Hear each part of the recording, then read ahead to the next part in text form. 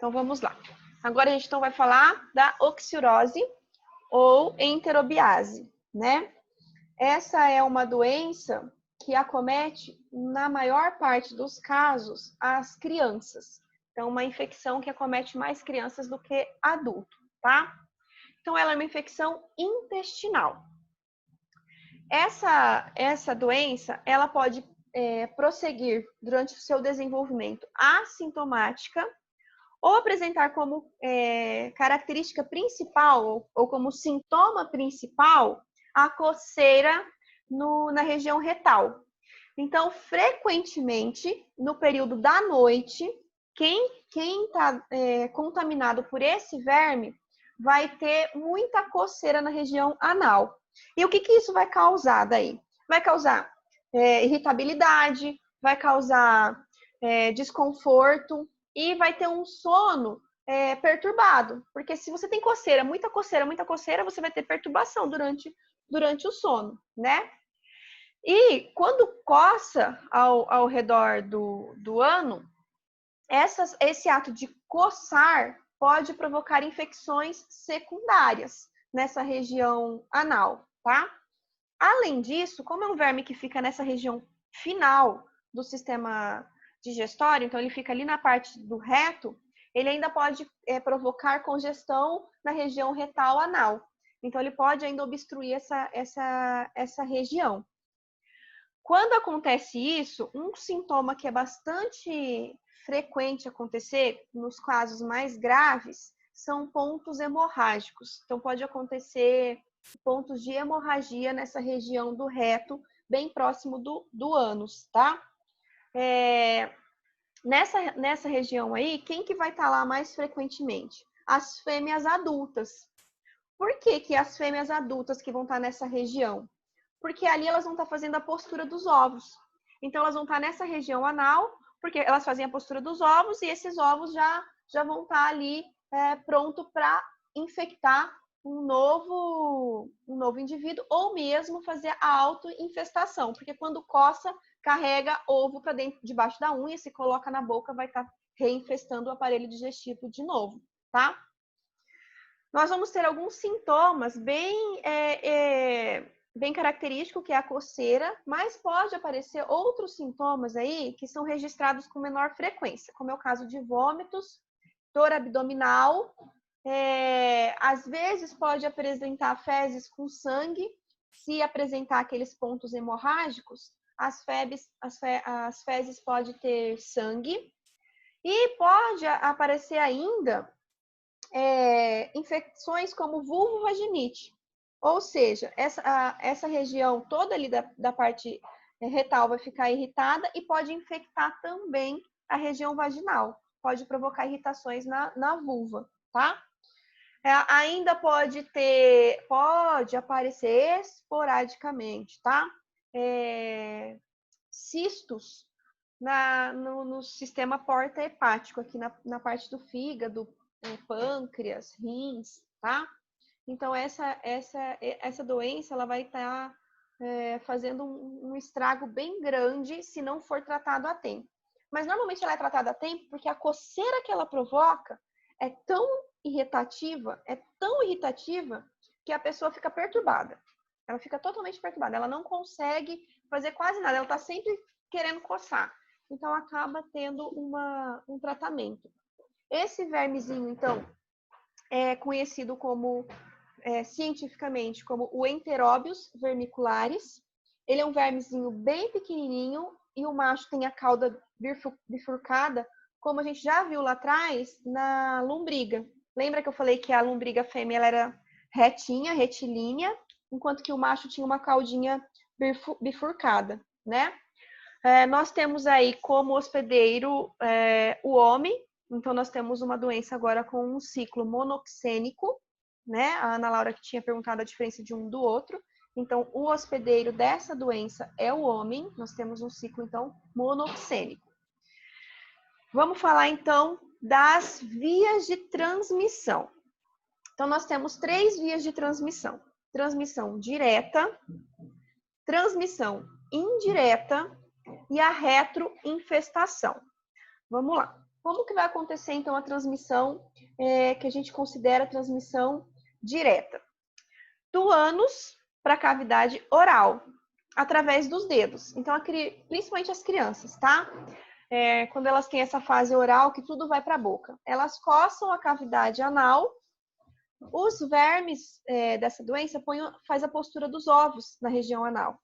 Então, entra os ovinhos embaixo da unha, normalmente. Essa criança vai colocar a mão na boca e aí vai estar fazendo a contaminação direta da própria cavidade do ânus, tá? Não só em criança, tá? Doentes mentais também pode fazer essa contaminação direta, ou pessoas adultas que têm hábitos de higiene precário, né? Então, vai coçar a região anal e vai colocar a mão na boca. Então, isso que a gente chama de transmissão direta. Tranquilo? Tranquilo, pessoal? Sim. Ótimo. Tranquilo, prof. Tá. A transmissão indireta, ela vai ser através da poeira de alimentos e de roupas contaminadas por ovos, tá? Então, assim, durante a noite ocorre a postura dos ovos, a pessoa tem muita coceira, então vai acabar coçando e vai sair nas roupas íntimas e até mesmo nos lençóis, tá? Ou a pessoa vai defecar em local inapropriado, os vermes, a gente já viu que bota ovos com casquinhas bem resistentes ao meio, fica no meio, então eles são bem levinhos e são carregados pela poeira. Ou com alimentos mal lavados, verduras, frutas, até mesmo a água pode estar contaminada por esses ovos. Esse é o tipo de contaminação indireta, tá? E o que vai ser a retroinfecção? Que eu falei para vocês, então. A retroinfecção é quando as larvas da região anal vai para as áreas mais altas do intestino, ou seja, ela volta para as regiões superiores do intestino grosso. E ali no intestino grosso, elas vão se tornar adultas novamente, e esses ovos vão se tornar infectantes em poucas semanas e vai aumentar o número da carga parasitária dentro desse indivíduo. Aí, com o número de parasitas maiores, vai ter um monte de fêmeas grávidas novamente, e essas fêmeas vão ter as condições de migrar para a região perianal de novo e fazer a deposição de novos ovos. Então, o indivíduo ele fica, na verdade, se recontaminando. É isso que acontece. Tranquilo? Entenderam os 3 modos de transmissão? Transmissão direta, indireta e retroinfestação? E aí? Então, a última, prof, vai ser que a pessoa continua se infectando. Então, ela não vai, tipo, sarar. Isso. Ela Na verdade, se não fizer o tratamento, fica acontecendo os 3 tipos de contaminação, né? Porque a pessoa fica se contaminando com o próprio lençol da cama, que a gente não costuma lavar lençol todos os dias. A pessoa fica se contaminando com as mãos, porque uma hora ou outra vai estar coçando. E a retroinfestação é mais comum ainda, né? Porque se a carga parasitária está grande, ela vai ficar parasitando todo o intestino grosso ali, com condições de estar aumentando o número de vermes. Então a infestação, as larvas elas vão pro intestino grosso e daí lá elas vão se reproduzir. Uhum. Elas vão ficar... E lá acontece maior quantidade lá? Como que é? É porque o verme adulto, normalmente, a fêmea adulta grávida, ela fica na sua totalidade, ela fica ali no reto. Mas o que acontece? Alguns ovos podem eclodir ali no reto, e aí forma larvas. E essas larvas, elas voltam para o intestino grosso.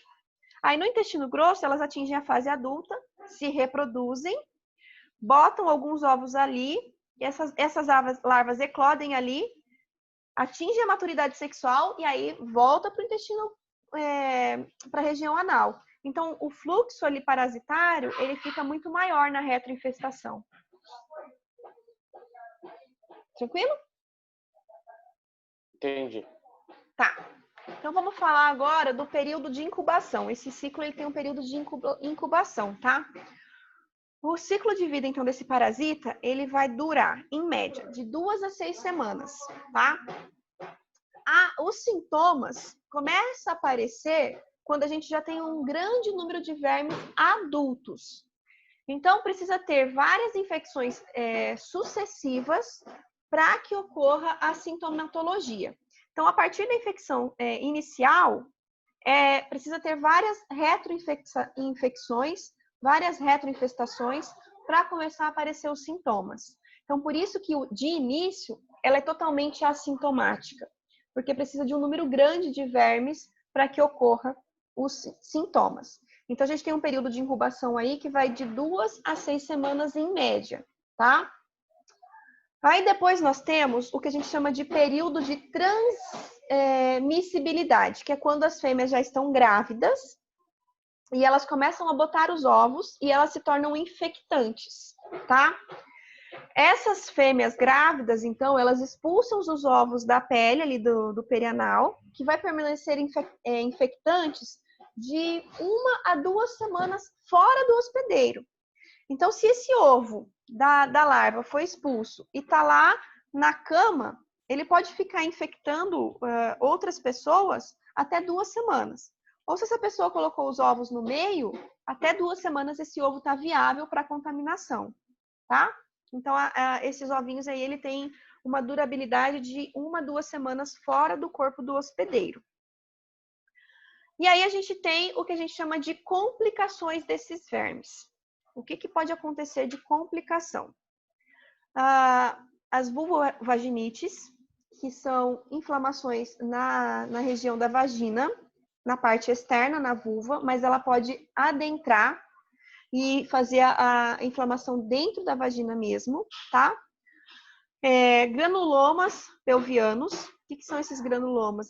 Começa a aparecer glândulos na região da pelve e ainda pode aparecer infecções secundárias devido à coceira. Unha é um veneno, né? A gente sabe que as nossas unhas são muito sujas. Imagina ficar coçando uma região que tem uma pele muito sensível. Então, pode aparecer vários tipos de infecções secundárias naquela região anal. Até porque é uma região que depois vai estar exposta à contaminação por fezes, por cloriforme fecal. Então, pode virar um desastre se esse verme não for tratado. Tranquilo? Pessoal, posso continuar? E aí? Sim. Sim, sim. Tá. Vamos falar então do diagnóstico, tá? Em geral, o diagnóstico é feito a partir que a pessoa apresenta coceira. Então, começou a ter coceira na região anal, esse já é o diagnóstico para o médico entender, ó, esse paciente ele está com oxiurose. Mas aí a gente tem o exame parasitológico, né, que daí vai ser o exame laboratorial e vai diagnosticar esse parasita nas fezes. Ainda tem diagnóstico que pode ser feito através, se a pessoa tiver com vulvovaginite, a vulvovaginite causada pelo oxiurose, ela é bem característica, ela é diferente, por exemplo, de uma cândida, ela é diferente de uma irritação provocada por protozoários. Quanto à distribuição desse verme, ele afeta qualquer tipo de pessoa, de qualquer classe social, porque é um verme que pode estar no meio, né? Claro que é mais frequente na infância e em países subdesenvolvidos, né? Só que criança em idade escolar, imagina uma criança que está contaminada e vai para a escola. Criança que está contaminada e vai para a escola, tudo põe na boca, a mãozinha está sempre suja, então contamina todas as crianças de uma escola. Então, por isso que é bastante comum as crianças estarem contaminadas. E se não for tratada, vocês viram que eu disse que ela pode causar várias outras infecções. Então, nos quadros graves, ela pode causar infecções secundárias que precisam até de internamento, tá? Agora, óbitos por conta dessa doença, a gente não tem óbitos descritos por conta dessa doença. Pode ser que aconteça óbitos por conta de infecções secundárias, não por conta de de infecções mesmo da oxiurose, tá? Então, como que acontece, então, a contaminação dessa doença? Por água, por alimento ou pela poeira com os ovos, que vai ser inalado, né, ou aspirado, tá?